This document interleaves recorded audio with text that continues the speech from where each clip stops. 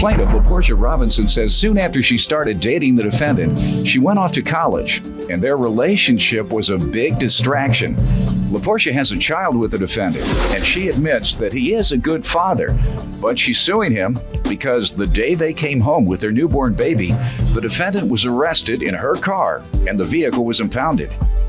Defendant Marvin Jones grew up in a gang-infested neighborhood, and not long after his mother moved them to a safer area, he found his mother murdered in their living room. Marvin admits he was arrested for possession of marijuana while using LaPortia's car, but he insists the vehicle was illegally searched by the police, and as a result, the case was dismissed. Start with you. Okay, I just want to start off by saying when it's 2, 3 o'clock in the afternoon, if I'm at home not working anything, you are most definitely on my TV. Oh, thank you. So you must live in Chicago. Yes, I do. That's what time I come on here in Chicago. 2 p.m. and 3 p.m. on WCIU, The U. Right. You know that? Good, yeah. Yeah. Los Angeles, I come on at 9 a.m. at KCAL. See, syndicated shows, they come on different times in different cities. So Atlanta, Detroit, Chicago, those are some of the best time slots I have. Great. Right. So I have a lot of viewers there. Yep, I'm one of them. And you're one of them? Yeah. Thank you so much. All right, judgment for the plaintiff.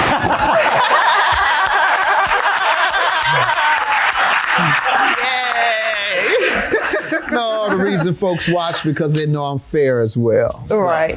I'll be fair with you today. How do you know this gentleman? Okay, well, I met Marvin 2005 at the House of Blues at a Kanye West concert. He approached me, asked me for my number. I gave it to him. He called. We went on a couple of dates. That year, I actually went away to Northern Illinois University. He would come down all the time. People thought that he lived there. He would come visit so much. 06, came back home, moved back in with my parents. It was kind of a major move when you're coming from being on your own to... Why did you leave school? Financial aid? Pretty much, I wasn't... I was there, a didn't distraction?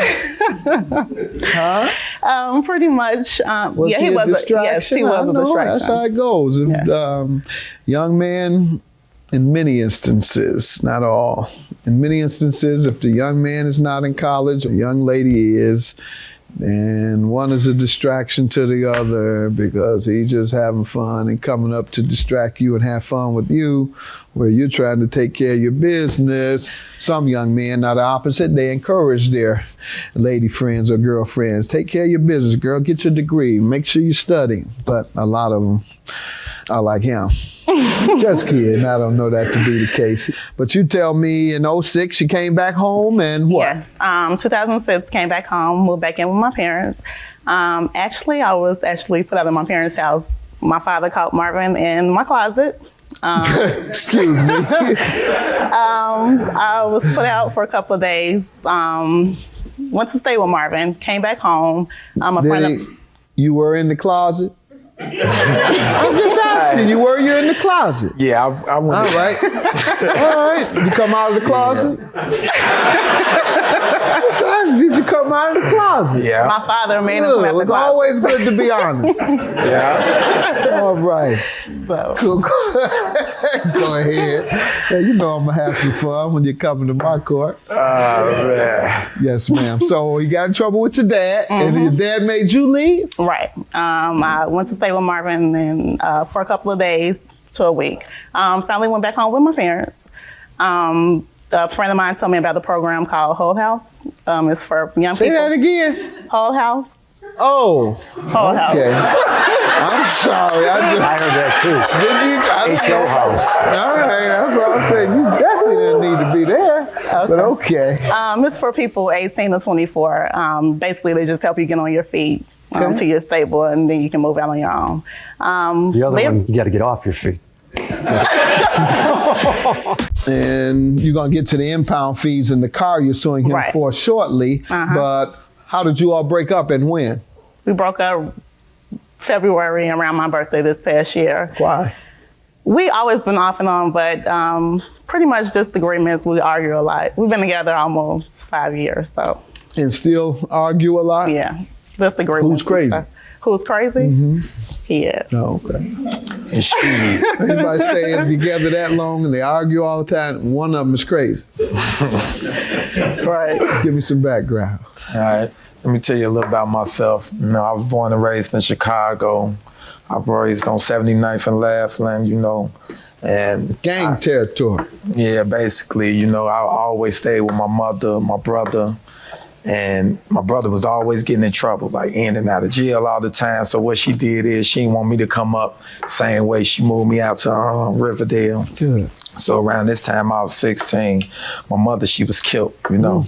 My brother came in telling me the TV was too loud. You know, he go and check on my mother. She just laying there on the floor.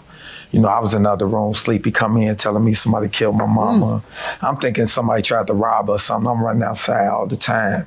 She's laying there in the room, you know. You saw her. Yeah, I saw her, so Wow. I'm standing there. He called the police. So the police, they was only around the corner. They come real quick. They separate us, put us in separate cars, take us to the stations, you know, call my father, my grandma, all of them. They never released him. They kept him for 3 years. They tried to say that he was the one who did it. And 3 years later, he was proven innocent, you know. He was proven Did innocent, they ever so catch the no. real murderer? No, not to this day. You know, So how did that? How did that affect you? a lot. You know, I ain't never finished going to school, stuff like that. It was distracting, you know. Yeah, what are you doing now? By then I started writing music. You know, I was always going like to the House of Blues down here in Chicago, wintertime, whatever. I go down there, meet the people. Always out there with my CDs and stuff. And that's where you met her. Yeah, that's basically where I met her, you know. And what was it like when you all began dating? It was cool. You know, I got a 1-year-old child. We got a child together. I take care of my son. I was always there for the pregnancy. Yeah, oh yes, he's a good father. I'm there every day, taking them to daycare, picking them up, just doing whatever. I'm a good father to my child. And right now, me and my boy right here in the audience, Steve, we working on music, Throw you your know. hand up, Steve. All right. Yeah, so, you know, nowadays I got songs with like Paul Wall, Ali from the Saint Lunatics on our album, you know, two of Kanye West artists is really dope, GLC, 3-piece. I got a lot of stuff going on for me right now, so. Okay. Well, the most important thing I've heard you say is you take care of your son. She says you're a great father, so hopefully you won't have to pay this money she's suing you for. No, he's gonna pay me for that. Hopefully she's mistaken. Right. Hopefully. You suing for car and impound fees. Yes. Tell me how he owes you for that. September 15th, 08, had Kamari, which is my son, had him by C-section. Kamari? Kamari. Okay, my daughter's name is Kamara. Oh, okay. What does it mean? You know what it means? You know, actually it's a combination of his mother's first name, K.A. Her name was Karen, and Marvin, Mari. It's an African name for sunlight in the midst of darkness. Oh, That's strong. Go ahead. okay. So go ahead. Pretty much had Kamari September 15th, released from the hospital 2 days later. My grandmother came from Memphis, Tennessee to come and help me out with the baby. Marvin was also staying at my apartment with me. The next morning, Marvin asked me to borrow my car. So I'm like, you know, it's our first day home as a family, you know, just stay in, you know, let's just enjoy this time together. He was very anxious to go. I didn't want to start an argument, so I just let him go ahead and use my vehicle. About 2 hours later, he called just to check in and see how his things going. Said that he'll be in an hour or so later. An hour passes, 2 hours passes, and I'm just like, okay, I'm getting upset, like, where is he? So I'm calling his phone, no answer. I get a phone call from him, 9 o'clock, 10 o'clock at night. A very short conversation. You won't believe this. I'm in jail and they impounded your car. Conversation over that fast.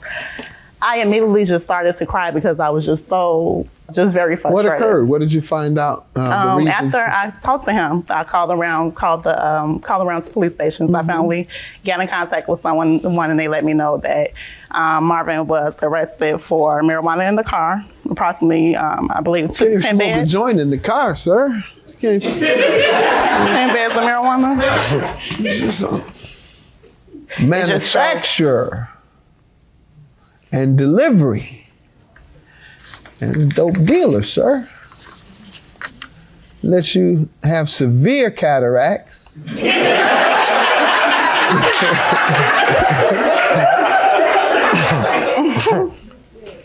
$10 grams or over.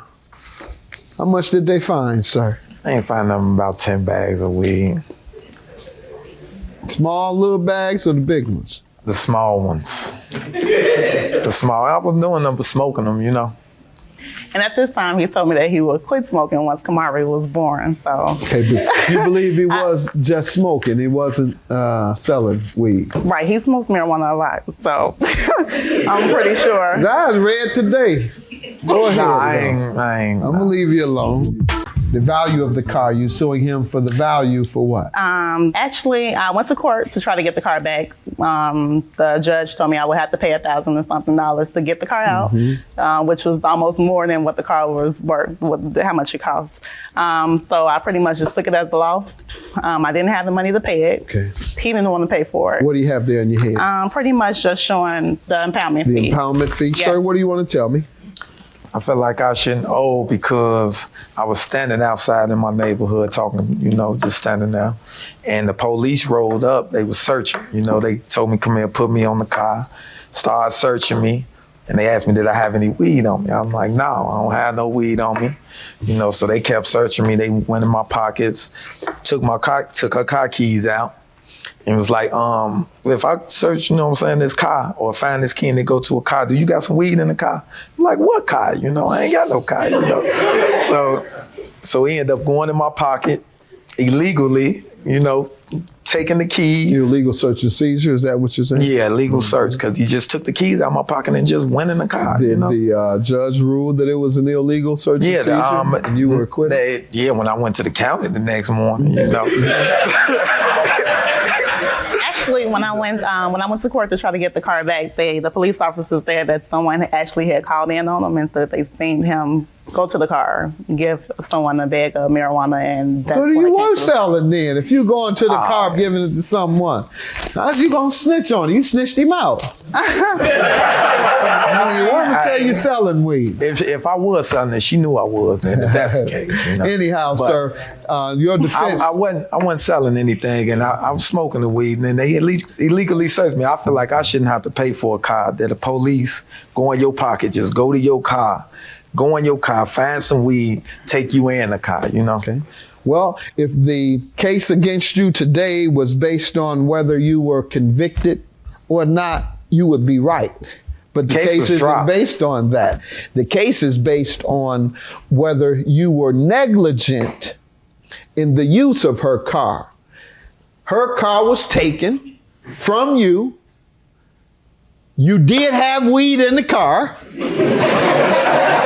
So you were negligent in that sense.